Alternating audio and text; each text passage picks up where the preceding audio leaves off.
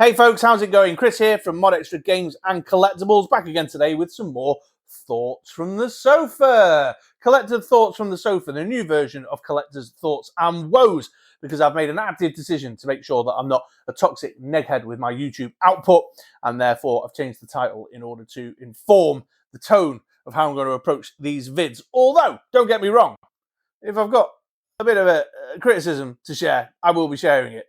But largely it's about me and the stuff that goes through my head. And I've definitely been having some thoughts today, because I am hitting you folks with hot off the press 2 weeks ago with the lukewarm news, finger on the pulse, as is often the case here at Mod Extra Games and Collectibles, because I want to talk today about the build-up to Yo-Jo June. Yes, excitement is building, ladies and gentlemen. It really is. There's been a kind of trickle effect of stuff hitting the wider interwebs and the G.I. Joe classified fan socials that is getting increasingly more exciting as June approaches. Oh, I'll tell you where I'll kick off. So the first thing that hit my radar was the leaked images of the Arctic Bat packaging. So some light-fingered production line operative out in the East had pilfered a Arctic back off the production line or off the back of a lorry or something, took a few snaps, and it spread like wildfire across the tinterwebs, which may or may not be fake. I mean, I've certainly seen a few people commenting saying, oh, I don't know if it's fake, and doing a close analysis of the picture to see whether it's photoshopped or not.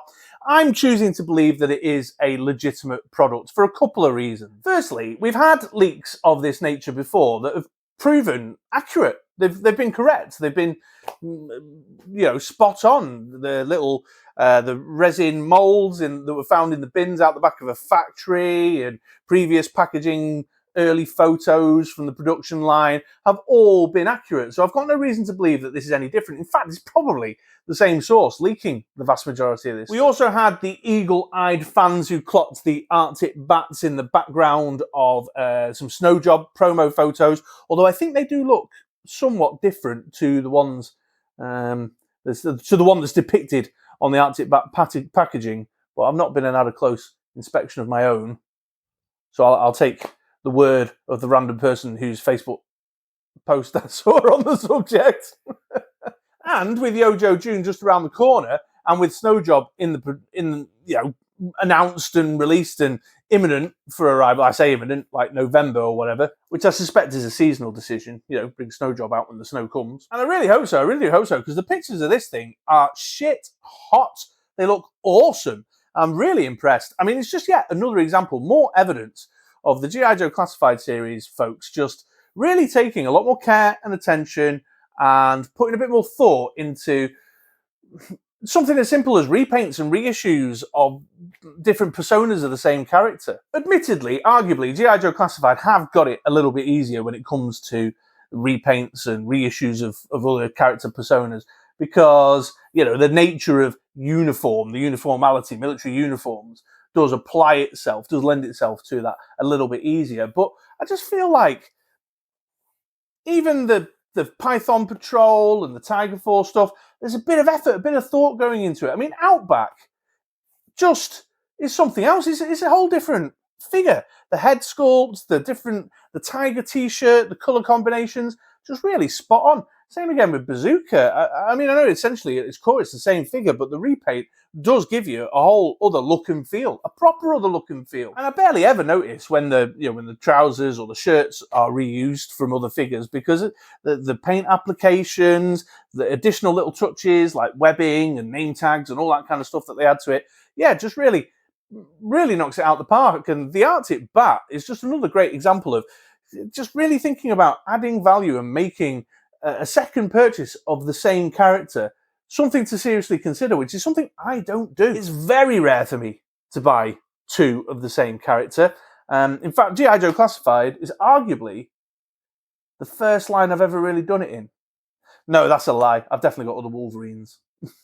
But yeah, really liking the look of this. Loving the extra arm attachments, the head swap, the little extra touches like the new shoulder pads and stuff, really knocking it out the park.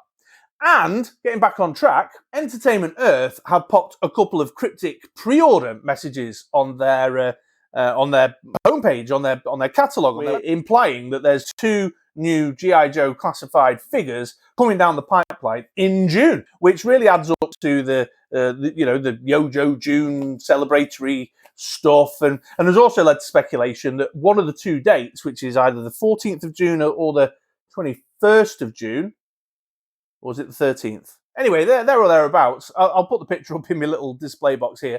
There or thereabouts. The one of these 2 dates will be the Yojo June stream date where the pre-orders will be announced, and the first of them will be made live. And it adds up that the Arctic Bat may be one of those 2 figures. Let me know down in the comments below who you're hoping that other figure is. There's been a fair number of name-only reveals that we've had, and there's quite a few in there that are exciting prospects. Although we have seen a number of digital renders, haven't we, so far? Low Light, Tunnel Rat, the new design Firefly. What else have we seen? Oh, Shadow Tracker.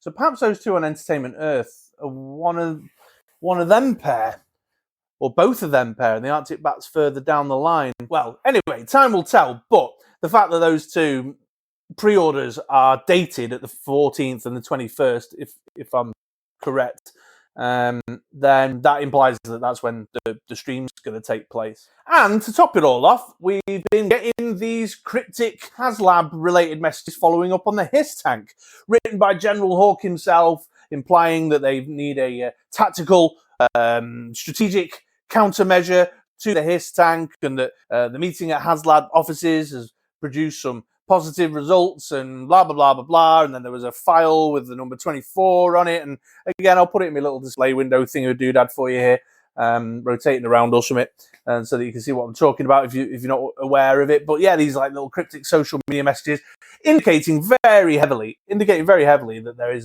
another G.I. Joe classified related Haslab on the way. And speculation, strong speculation at this point, is that that's going to be the Dragonfly, which I think is an interesting choice. Now, Haslabs are not a thing for me. I don't go in on Haslabs. It's a very simple budget and space decision as far as I'm concerned. I would have loved a Hiss tank, but I ain't got nowhere for it to go. And that would really be the water that breaks the divorce duck back as far as things are concerned in my household. Yeah, Haslabs, just in general, I've never really been particularly interested. Even though vehicles are a big part of the G.I. Joe experience, it's just not something I can realistically get involved in terms of budget and household space for the stuff. But I'm not a fan of them particularly, because I don't like the extras, the collector extras that end up getting thrown in. Well, no, I'm mis-expressing that, because it's not that I don't like them. I've got nothing against them. I think Hasbro are making sensible business practice moves to incentivize people to dive in on their higher cost, prestige products through the Haslab. It's all sensible stuff. I think those who are forking out the price tag that they are forking out for Haslabs should definitely get a little bit of extra added value for their money. No two ways about that either. So it's not that I don't like them or disagree with them. It's just that as someone who has actively decided I'm not going in on Haslabs, that's just a bridge too far for me financially, and square footage wise in the house, that the FOMO hits me really hard, and I'm very nervous about the potential characters that may be included as the unlockers, the backer incentives, the larger, the threshold unlocks that are attached to the Haslab, in case it is a character or a figure that I would like in my collection. I mean, the retro cartoon Cobra Commander with the Hiss tank looks awesome. Did that come with the Hiss tank? Is that happening? Did it meet the threshold for that? I know you got the little driver dude. I'm not so bothered about that. I'm not an army builder guy anyway, but the misprint Cobra Commander, that's the thing, isn't it? That's the thing coming with the Hiss tank. See, that's how much attention I've paid to the Haslab.